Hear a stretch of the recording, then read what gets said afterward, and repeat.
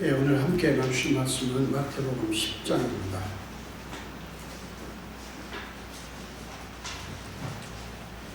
마태복음 10장 34절에서 39절까지입니다.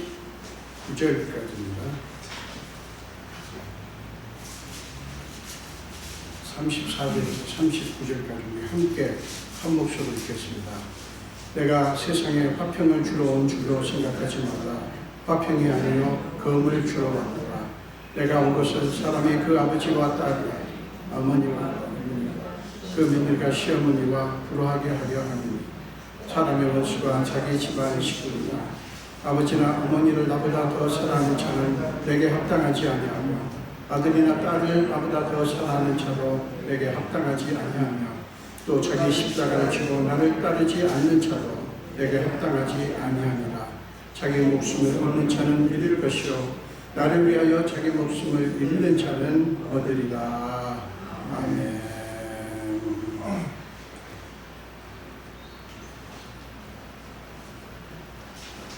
오늘 함께 공독하실 말씀으로 진짜 예수, 진짜 그리스도인이라는 제목으로 함께 은혜를 나누겠습니다. 진짜 예수, 진짜 그리스도인.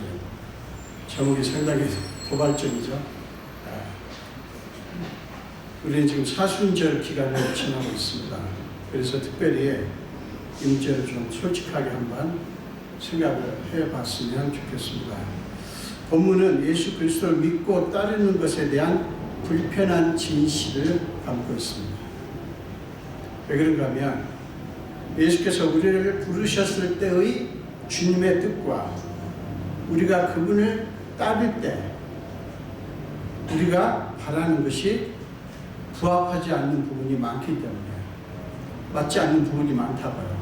예수님이 우리를 부를 때 주님의 의도, 그런데 또 우리가 그 부르심에 아멘하고 예수를 따르기로 했을 때 우리가 바라는 것, 이게 서로 안 맞는 부분이 있기 때문에 제가 불편한 진실이라고 말씀을 드렸습니다. 여러분, 예수님께서 우리를 부르신 것은 주님을 따르라는 부르심입니다. 주님을 따르라. 단순히 교인이 되라가 아니에요. 교인이 되라가 아니라 예수님의 제자가 되라는 말씀이에요. 자, 카일 아이들만 목사님은 그의 팬인가 제자인가 라는 책에서 이렇게 말씀합니다. 제가 간단히 그냥 요약만 드리겠습니다. 예수를 믿는다는 것은 그분의 제자가 되겠다는 결정입니다. 그분의 제자가 된다는 것은 그와 함께 기꺼이 고난을 받는 것을 의미한다. 그런데 예수님의 팬은 많지만 제자는 적다.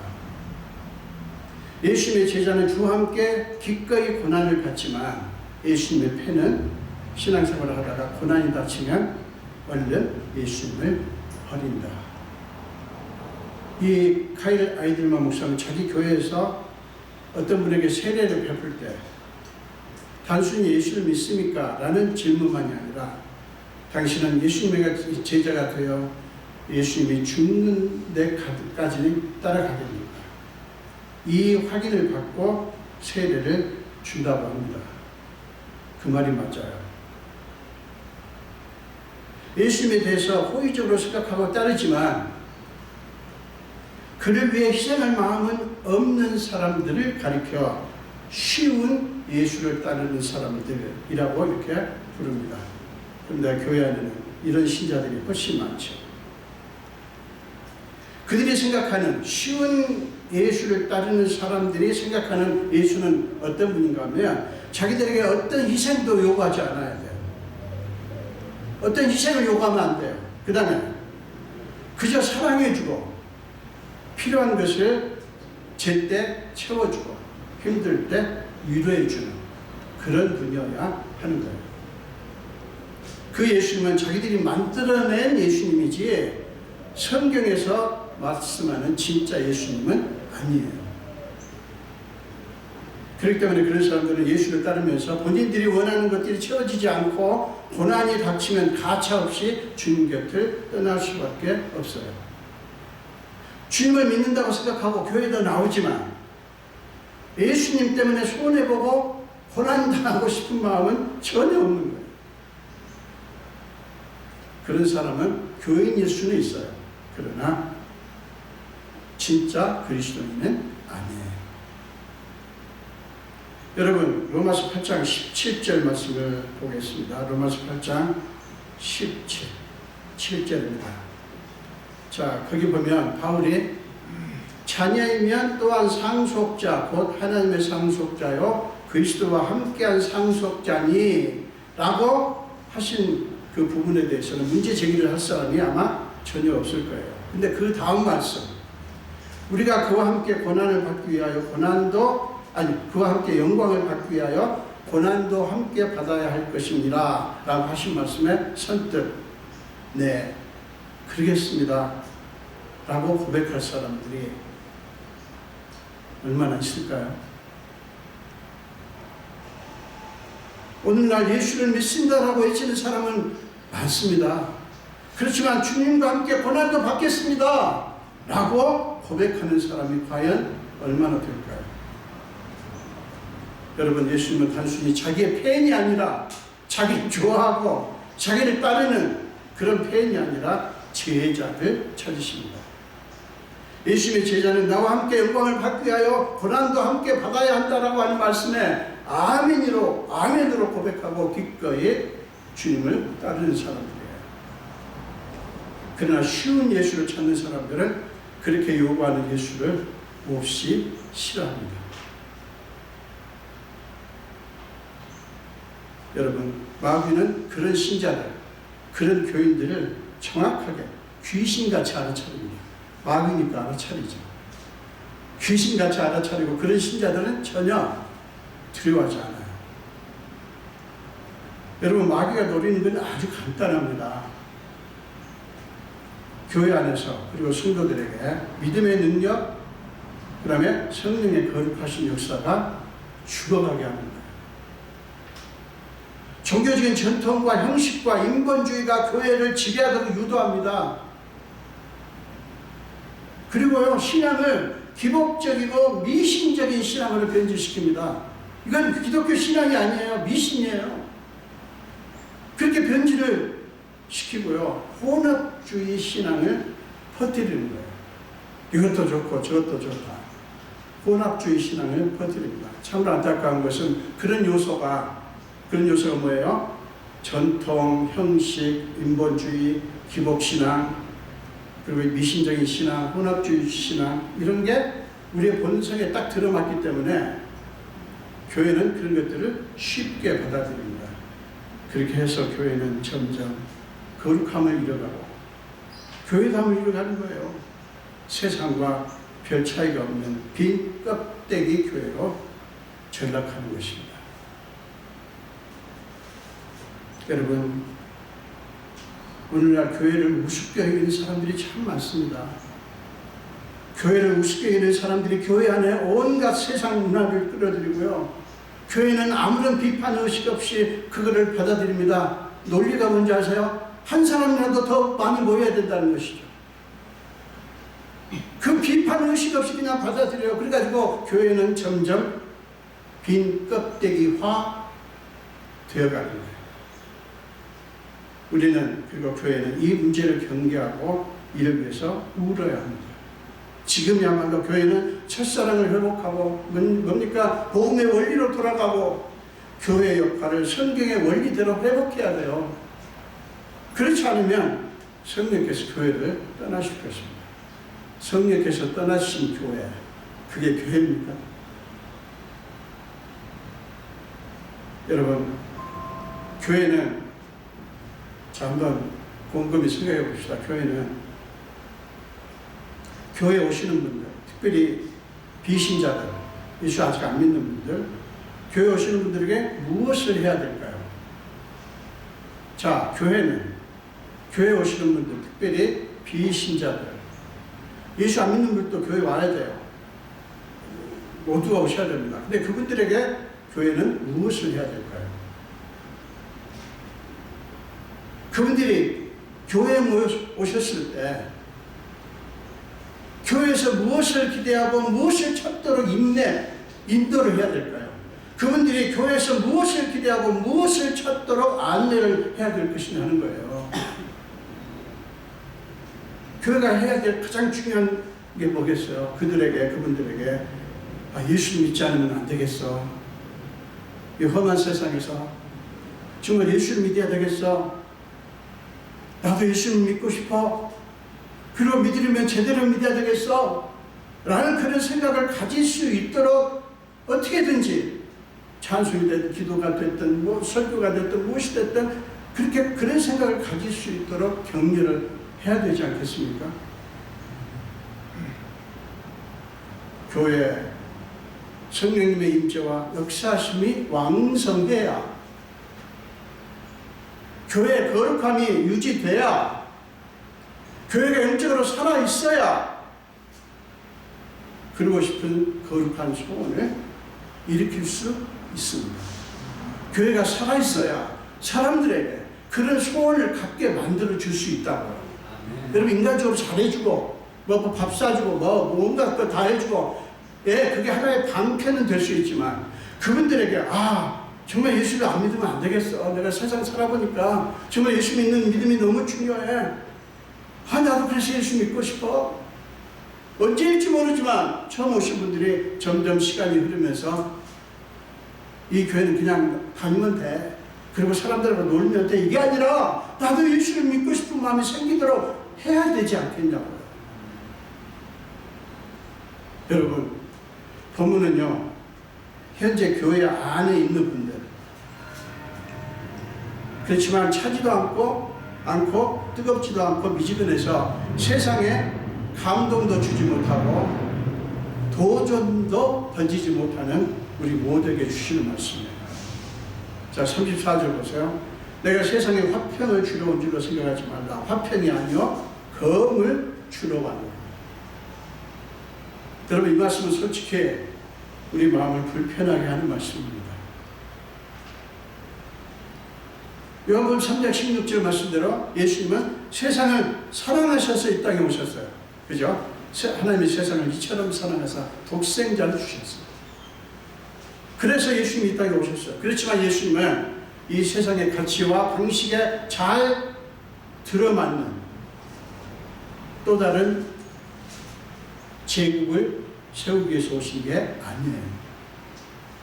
세상과 아무런 마찰 없이 잘 지내시면서 사람들에게 환영받기 위해서 오신 게 아니에요. 하나님 나라를 전하고 하나님 나라의 가치로 세상을 뒤엎기 위해서 오신 거예요. 세상을 바꾸고 구원하려고 오신 것이지 세상과 잘 맞추려고 오신 게 아니라고요. 여러분, 착각하면 안 돼요. 세상을 바꾸고 구원하려고 오셨어요. 뒤집어 엎으려고. 그 세상과 잘 비유 맞춰서 그게 아니에요. 여러분, 그러니 불가피하게 일어날 수밖에 없는 게 뭐겠어요? 세상 가치와의 충돌이에요. 주님이 세상에 오셔서 세상 풍조를 잘 따르셨으면 아무런 문제가 없었을 것입니다. 부딪힐 일도 없었을 것이고요. 미움받으실 일도 없었을 것이고, 따라서 십자가에 달리실 일도 없었을 거예요. 여러분, 예수님이 세상과 잘 맞추셨으면 십자가에 안 죽으셨어요. 그러나 주님의 말씀은 세상 가치와 맞지 않아요. 주님의 세우시려는 왕국은 사람들이 받아들이기가 힘든 왕국이었어요. 그러니 도저히 타협할 수가 없었죠. 그런 의미에서 주님은 세상에 화평을 주러 오신 게 아니라 검을 주러 오신 거예요. 여러분, 오늘 말씀은 우리가 진짜 그리스도인이라면, 저와 여러분이 진짜 그리스도인이라면 어떤 각오로 신앙생활을 해야 되는가를 솔직하게 우리에게 증거하는 말씀입니다. 자, 디모데후서 3장 12절을 보겠습니다. 거기서 디모데후서 3장 12절에서 디모데는 무릇 그리스도 예수 안에서 경건하게 살고자 하는 자는 박해를 받으리라, 이렇게 말씀하십니다. 그럼 왜 그럴까요? 왜 예수를 잘 믿고 경건하게 살려고 하면 박해가 올 수밖에 없을까요? 여러분, 그 이유는 간단합니다. 세상은, 여러분 아셔야 돼요. 세상은 본질적으로 죄를 사랑합니다. 죄를 사랑해요. 자, 에베소서 2장 2절 말씀을 보면 이런 말씀이 나와요. 세상 풍조를 따르고 공중의 권세 잡은 자, 이게 사탄이죠. 공중의 권세 잡은 자, 곧 지금 불순종의 아들들 가운데 역사하는 영을 따르기 때문이에요. 세상이 그래요. 세상 풍조를 따릅니다. 공중의 권세 잡은 자를 따릅니다. 그 권세 잡은 자가 어떤 자냐면 지금 불순종의 아들들 가운데 역사하는 영을 따른다고요. 그래서 그 이유는 간단해요. 세상은 메시아와 그분의 통치, 즉 하나님의 나라의 가치를 완강하게 거부할 수밖에 없는 거예요. 그러니 복음의 원리를 따르고 믿고 따르는 예수님의 제자들을 싫어하고 미워할 수밖에 없지 않겠습니까? 여러분, 그렇기 때문에 우리가 제대로 믿으면, 저와 여러분이 예수를 제대로 믿으면, 진짜 그리스도인이면 세상으로부터 미움을 받는 것이 너무나 당연한 거예요. 이상하게 여기지 마세요. 미움받을 때 오히려 기뻐하십시오. 왜요?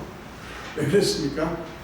우리가 세상이 아니라 주님께 속했다고 하는 것을 증명하기 때문이에요. 자, 요한복음 15장을 보겠습니다.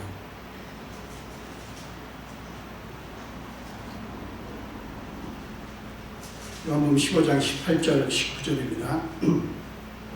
세상이 너희를 미워하면 너희보다 먼저 나를 미워한 줄을 알라.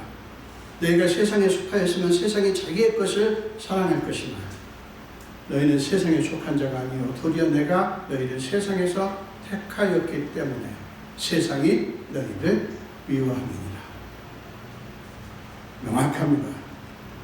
세상이 너희를 미워하지 않을 것이다. 나를 잘 따르면 미워하지 않을 것이다 라고 말씀하신 적이 없어요. 미움을 받을 것이다. 근데 그렇게 되면 이것을 알아라. 그들이 너희를 미워하는 것이 아니고 사실은 나를 미워하는 것이다. 사랑하는 여러분, 맞습니다. 우리가 확실하게 예수님께 속해 있으면 세상으로부터 미움을 받을 수밖에 없어요. 물론 미움받지 않을 수 있는 길이 있습니다. 여러분, 미움받기 싫으시면 이렇게 하시면 돼요. 예수를 그냥 설렁설렁 쉽게 믿으면 돼요. 교회도 나와요. 다 해요. 직분도 받아요. 근데 설렁설렁 믿는 거예요. 그러면 세상이 미워하지 않습니다. 교회 생활 열심히 하지만 예수께 속하지 않으면 미움도 핍박도 받을 일 없습니다. 그러니 어떻게 하실래요? 여러분, 그렇지만 우리가 그럴 수는 없는 거 아닌가요? 설렁설렁 아무렇지 않게 그냥 쉽게 남들 하는 거 다 하고 남들 하는 행동 다 하고 쉽게 믿을 수는 없는 거 아닌가요? 믿는 둥 마는 둥 그렇게 할 수는 없는 것 아닌가요? 그렇게 하실래요? 아니지 않습니까? 여러분, 우리가 예수 그리스도를 믿는다고 하는 것은 참으로 영광스러운 거예요.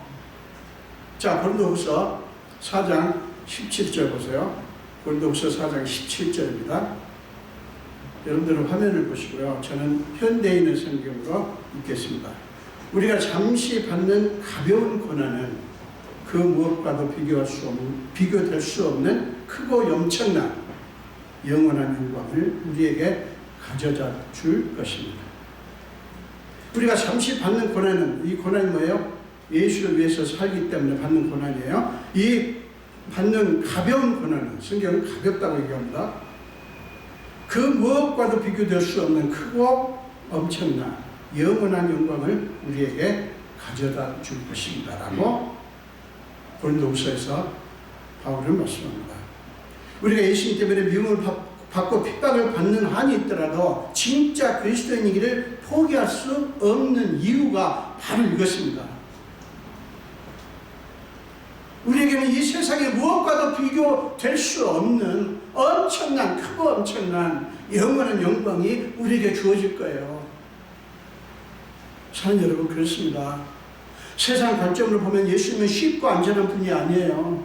성경에서 증거하는 진짜 예수는 안전하지 않습니다. 그분의 말씀, 그분의 생애, 그분이 지신 십자가를 한번 생각해 보세요. 우리가 생각하고 기대하는 안전함이나 편안함이나 안락함과는 거리가 멀어요. 그러나 이분이, 이 예수님이 우리가 우리의 생명을 걸어야 되는 진짜 예수님이에요. 가짜 예수.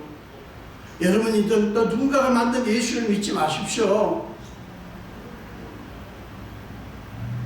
그 가짜 예수는 여러분의 마음을 일시적으로는 편하게 해줄 수 있어요. 괜찮습니다. 예수 믿어도 절대 고난 없습니다. 예수님이 우리를 위해서 고난을 당하셨기 때문에 우리는 편안하게 살 겁니다. 우리 편안한 데서 사시면 되고요. 예수님 오셔서 우리를 구원하시고요. 이렇게 쉽게 얘기하는 게 듣긴 되게 좋고요. 마음도 좀 편안해. 근데 길게 위로가 안 됩니다. 거기에는 생명이 없고 능력과 권세가 없기 때문이에요. 여러분, 35절 말씀은 우리 모두를 더 놀라게 합니다. 자, 35절 보세요. 내가 온 것은 사람이, 여기서 사람은 아들입니다. 내가 온 것은 사람이 그 아버지와 딸이 어머니와 며느리가 시어머니와 불화하게 하려 함이니 사람의 원수가 자기 집안 식구입니다. 여러분, 예수님이 일부러 관계를 나쁘게 만드시려고 이 말씀을 하신 것일까요? 아니죠. 심지어는 가족 관계 안에서도 가치의 충돌이 일어날 수밖에 없다고 말씀하시는 거예요. 예수를 믿으면, 진짜 그리스도인이 되면. 우리가 진짜 예수를 믿는 진짜 그리스도인이라면 심지어는 가족 안에서도 식구들과 부딪히는 일이 일어날 수 있다고요. 여러분, 그 말씀을 왜 하시는지 아십니까? 그런 충돌이 일어날 때 관계를 끊어버리라는 말입니까? 신천지처럼 가족을 버리고 가정을 떠나서 우리한테로 와라. 가족은 이렇게 예수 믿는 걸 방해한다. 그러라고 지금 이 말씀 하신 것일까요? 아니에요. 절대 아닙니다. 전혀 아니에요. 신천지는 이것만 봐도 틀렸어요. 여러분, 가족 관계는 하나님의 선물입니다. 부부 관계를 만들어 주셨어요, 하나님이. 그리고 생육하고 번성하라고 그러셨어요. 근데 왜 가족 관계를 끊어요? 여러분, 우리는 가족 관계를 소중하게 여기고 그 관계가 건강하게 되도록 서로 사랑의 수고를 해야 됩니다. 그러나 그때 잊지 말아야 될 게 있어요. 그것은 우리가 가진 하나님의 나라의 가치를 소중하게 여기고 잃어버리지 말라는 말씀이에요. 가족 관계가 귀하고 소중하지만 하나님 나라의 가치와 비교될 수 없기 때문에 하나님 나라의 가치를 지키는 것이, 여러분 기억하십시오. 하나님 나라의 가치를 지키는 것이, 여러분들이 하나님 나라의 가치를 소중하게 여기고 그걸 붙드는 것이 여러분이 속한 가족 관계를 아름답게 변화시킬 수 있어요. 그냥 타협하면 안 돼요. 타협하지 말라는 얘기는 싸우라는 뜻이 아니라 여러분에게 있는 가치가 얼마나 소중한지 그걸 지키라는 말이에요. 그래서 예수님은 37절에서 아버지나 어머니를 나보다 더 사랑하는 자는 내게 합당하지 아니하고 아들이나 딸을 나보다 더 사랑하는 자도 내게 합당하지 아니하며 라고 말씀을 하실 거예요. 여러분, 이 말씀은 그들을 미워하는 말씀이 절대 아니에요. 미워하는 말씀이 아니에요. 아버지나 어머니, 딸이나 이 동생을 미워하는 말씀이 아니에요. 우리의 구주이신 주님을 더욱더 사랑하라. 우리의 예수님을 더욱더 사랑하라는 말씀이에요. 그러니까 초점이 어디로 맞춰져요? 우리를 힘들게 하는 그 사람들이 아니라 우리가 믿는 이 예수님에게 초점을 맞추라는 거예요. 여러분들이 가족관계가 힘들면 그 아버지나 어머니, 동생, 아들, 딸 이거 바라보지 말고요. 예수님을 바라보시라고요. 예수님을 바라보시고 그 예수님을 더 사랑하라고 하시라는 말이에요. 여러분, 하나님의 사랑이 여러분의 가족 관계의 중심을 차지하도록 우리가 기도하면서 희생을 해야 됩니다. 그때 여러분은 여러분의 가족 내에서 은혜의 통로가 될 수 있어요. 그러라고 예수님이 여러분을 부르신 거예요. 참 여러분이 진실로 예수 그리스도를 믿고 따른다면 미안한 얘기지만 고난을 당할 때가 있을 것입니다. 그러나 두려워하지 마십시오. 왜 그런지 아십니까? 로마서 8장 39절에서 바울이 말씀하는 대로 높음이나 깊음이나 다른 어떤 피조물이라도 우리를 우리 주 그리스도 안에 있는 하나님의 사랑에서 끊을 수 없기 때문이에요. 여러분이 쉬운 예수가 아니라 진짜 예수를 따르면 여러분은 이 세상이 두려워하는 권세자가 됩니다. 쉬운 예수, 가짜 예수를 따르면 그 가짜 그리스도인은 언제나 벌벌 떨 수밖에 없어요.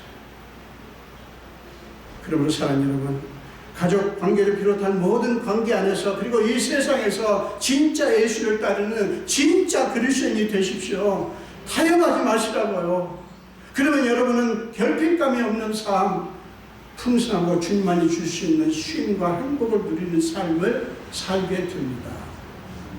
우리 모두가 진실을 원하는 게 바로 이거 아닌가요? 저와 여러분이 진실을 원하는 게 이거죠. 그렇죠? 그것이 주님이 39절에서 자기 목숨을 얻는 자는 잃을 것이요 나를 위하여 자기 목숨을 잃는 자는 얻으리라 라고 하신 말씀의 의미예요. 참 여러분 모두 진짜 예수를 믿고 따르는 진짜 그리스도인이 되어 여러분이 어디에 있든 그곳에서 은혜의 통로가 되시기를 축원합니다. 여러분이 속한 공동체가 진짜 그리스도인인 여러분으로 말미암아 우리 부활의 교회에 진짜 예수를 믿는 진짜 그리스도인으로 가득해서 여러분으로 인해서 주님의 능력과 권세가 넘치고 풍성하고 충만한 은혜 공동체가 이루어지는 그런 역할을 감당하시는 저와 여러분 되시기를 주님의 이름으로 축원합니다. 기도하겠습니다. 예수님 감사합니다. 오늘 주님께서 저희를 불러주시고 함께 말씀을 나누는 중에 우리에게 다소 마음이 불편하지만 그렇지만 우리가 정말 받아야 될 말씀을 주신 줄 믿습니다. 우리는 솔직히 편하게 살고 싶고 예수 믿는 것도 편하게 되고 싶어서 그렇습니다. 그렇지만 우리가 아는 것 분명히 있습니다. 예수는 우리에게 생명을 주시기를 원하고 그 영원한 생명은 무엇과도 바꿀 수 없는 생명이라는 사실입니다. 우리 성도들이 정말 하나님을 사랑하며 하나님 앞에 온 마음을 드리며 어떤 일이 있더라도 진짜 예수를 믿고 따르는 진짜 그리스도인이 다 되게 하여 주시옵소서. 감사드렸고 예수 이름으로 기도합니다. 아멘.